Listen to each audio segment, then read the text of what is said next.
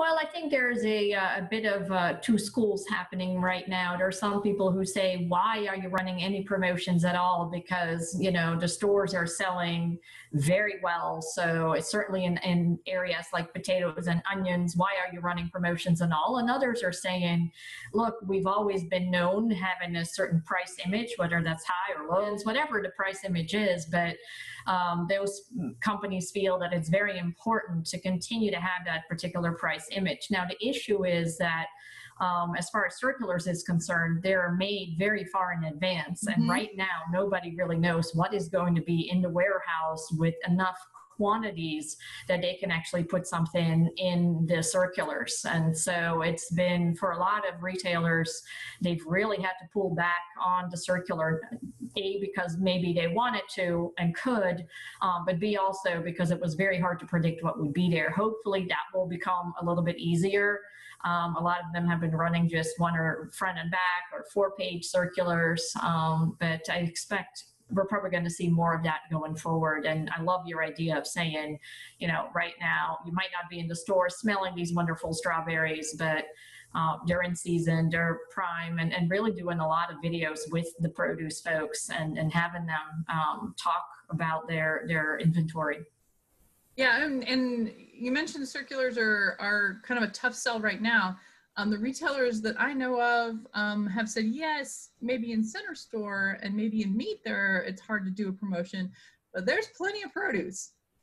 So let's just talk about all the fruits and vegetables they have. Maybe I'm just too much team produce, but I'm going to be sorry, not sorry on that. And I think that people need to just, instead of backing off of promotions, really push forward on more produce-centric promotions, because right now we know what's in the pipeline for produce, and it's going to get disked under or get dumped unless they find a buyer for it. So now is the time to really blow out some produce. Because as an industry, I think we spend a lot of time on the dollar numbers. Dollars pay the bills, I always say. But there are some very interesting trends happening right now. If you look at the dollar sales versus the volume sales, and I think the best example that we can talk about, and I think we talked about it last week, is asparagus. Real quick look here, 44% difference between volume sales and dollar sales, where it just seems that in all the different areas where the market is getting flooded by the demand that normally goes to food service and is now lacking, we just see enormous deflation. So even though the demand is there from a consumer perspective, the dollars just aren't. So it's quite devastating to see in some of these areas, and for some of the growers that were very focused on food service to continue their sales as well. And we've had, at Blue Book, we have an agreement with Ag Tools, the data analytics firm, and we just had a story this week about asparagus, trying to explain what's going on in the market. Looks like we're going to have some more market stability coming soon, but also some volumes are going to be starting coming up in asparagus. So there's going to be some opportunities there, and we're going to see, I think, continued issues with volume and dollars in asparagus. And we see that as well in celery, and I've seen some footage on social media of celery getting disked under. Last year, they had $70 a carton celery. That was the juicing trend.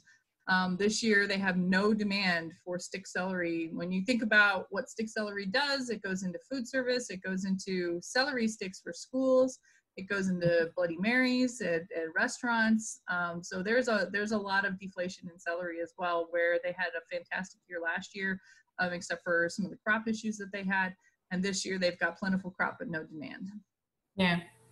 Yeah, it's quite, it's easy to cheer on the fantastic growth that we're seeing in retail, but it's definitely important to keep in mind the overall produce market, and that a lot of grower shippers are really struggling because of that lack of food service demand. There's another category that you pulled out that we haven't done a specific spotlight on, was packaged salad. And that's something we've been going back and forth. Consumers want packaged produce, but do they want packaged salad? And the volume doesn't really say that they do. What did you see in packaged salad?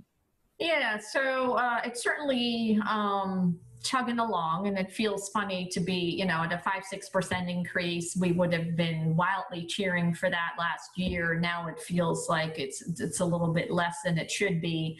But I think for value added in general, that's where we're seeing quite a bit of pullback on SKUs. And you know, if I had to think about the consumer behavior, and especially think about the people that weren't buying value added before, one of their main reasons was the fear of food safety. They felt that, you know, fruit, I don't cook it. I know a lot of people have touched it. Is it safe? Well, food safety right now is a huge issue in the mind of many. Bulk, for instance, we see completely gone. A lot of stores have just closed their food service and their bulk departments. So does that translate into an additional fear in value added? Also think about the main driver for value added being convenience. Well, right now, a lot of us are at home more, we're not commuting. Maybe we can teach the kids how to cut certain items. So the convenience factor isn't as important as it used to be.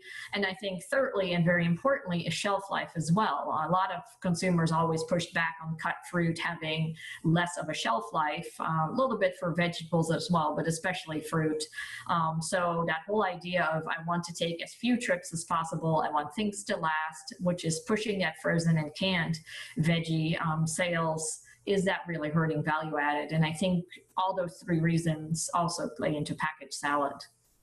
Yeah, and the thing about the perception of cut fruit not being as safe because people handle it, and it's actually, I don't know, has anyone ever been to a cut fruit facility is what I want to know of these consumers. But you said it before, perception is reality. Yeah. Because those people are cleaner than my kitchen for sure. And so that kind of stuff for me as a produce insider is mind-boggling. But as a consumer, there's a lot of concern about, is their food safe? And we have to respect that in order to get them to eat it. So I'm willing to concede on some of that stuff, even though I know what the reality is. Consumers' perception is what's driving these sales, so we have to pay attention to them. Yep, absolutely. All right. Well, thanks, Anne Marie. Well, thanks for having me.